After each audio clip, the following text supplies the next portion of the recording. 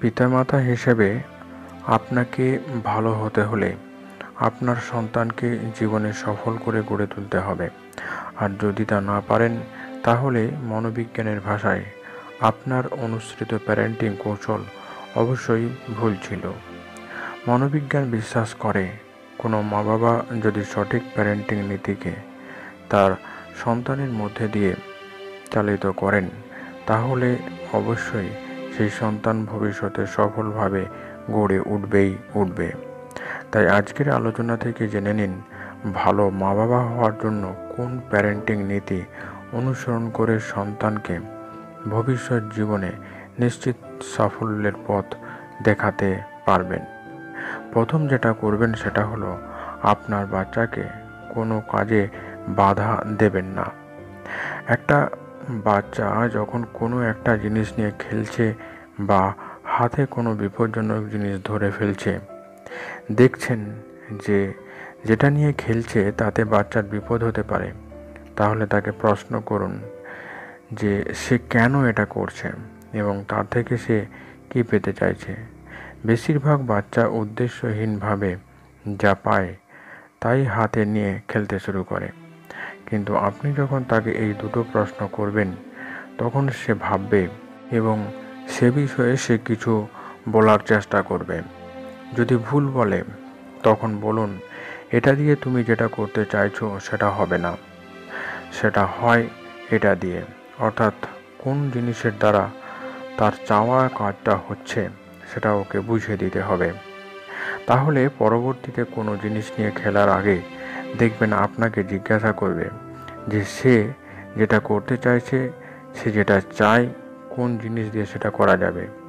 এইভাবে বাচ্চার মানসিকতা তৈরি হলে পরবর্তীকালে বাচ্চাটির মধ্যে সুনির্দিষ্ট সিদ্ধান্ত নেওয়ার দক্ষতা বাড়বে এবং তার সিদ্ধান্ত নির্ভুল হবে।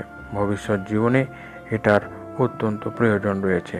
দ্বিতীয় বিষয়টি হলো, বেশিরভাগ বাবা মা যেটা করেন, বাচ্চাকে ভালোবাসার নামে লেনদেন প্রক্রিয়াটা শিখিয়ে দেন। কিভাবে এটা শুরু হয় দেখুন। বাচ্চা যখন কেঁদে উঠল, মা বাবা তখন ব্যস্ত। সেই সময় মা কিংবা বাবা সেই বাচ্চাকে হাতে চকলেট দিলেন বা কোনো খেলনা দিলেন, বা বর্তমানে বাচ্চার মধ্যে সবচেয়ে ক্ষতিকারক জিনিস যেটা, সেটা হলো মোবাইল ধরিয়ে দেন। মা বাবা এটা করলেন কেননা তারা তখন ব্যস্ত। বাচ্চা শান্ত রাখার জন্য এগুলো খুব কার্যকরী, কারণ তারা দেখেছেন এগুলো দিলে বাচ্চা শান্ত হয়ে যায়। তাহলে এখানে কি ঘটলো? মা বা বাবা চকলেট, খেলনা বা মোবাইল দিয়ে বাচ্চাকে তার কাছ থেকে কান্না বন্ধ করার প্রতিশ্রুতি নিলেন। এই যে মা বাবার দেওয়া জিনিসটা, এগুলো দেওয়ার মধ্যে বাচ্চার প্রতি কোনো অকৃত্রিম ভালোবাসার প্রকাশ ঘটলো কি? ঘটেনি। কি ঘটলো? বাচ্চা বুঝলো, আমি যখন মা বাবার কাছে পেতে চাইছি, তখন মা বাবা আমাকে কোনো জিনিস দিয়ে আমার কাছ থেকে শান্ত থাকাটা আদায় করে নিচ্ছে।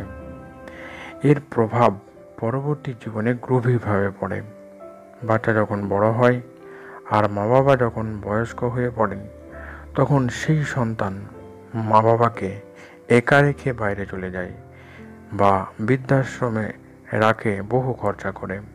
কারণ এই শিক্ষা সে মা বাবার কাছে ছোটবেলায় শিখেছিল। তার সাবকনশাস মাইন্ড তাকে সেই কাজেই প্রভাবিত করে। তাই মা বাবার মনে রাখা উচিত, ছোট থেকে বাচ্চার অনেক খেলনা, অনেক দামি জিনিস, অনেক ভোগবিলাস না হলেও চলে, কিন্তু যেটা না হলে চলে না সেটা হলো মা বাবার অকৃত্রিম ভালোবাসা। মা বাবাকে কাছে পাওয়া, আবেগে জড়িয়ে ধরা, তার মনের চাহিদাগুলোকে বুঝে চলা, এগুলো অত্যন্ত প্রয়োজন। আজ ব্যস্ততার যুগে মা বাবারা কাজে এতটাই ব্যস্ত যে সন্তানের কোনো কিছু অসুবিধা হতে তারা দেন না।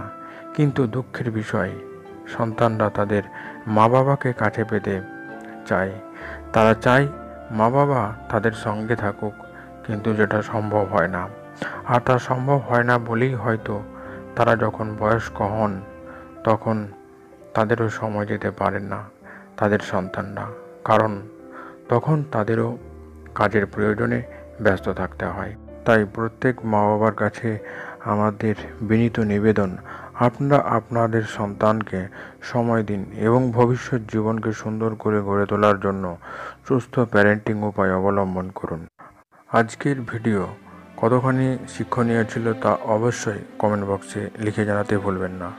যারা এই চ্যানেলে নতুন তারা অবশ্যই চ্যানেলটিকে সাবস্ক্রাইব করে চ্যানেলের সঙ্গে থাকুন। ধন্যবাদ।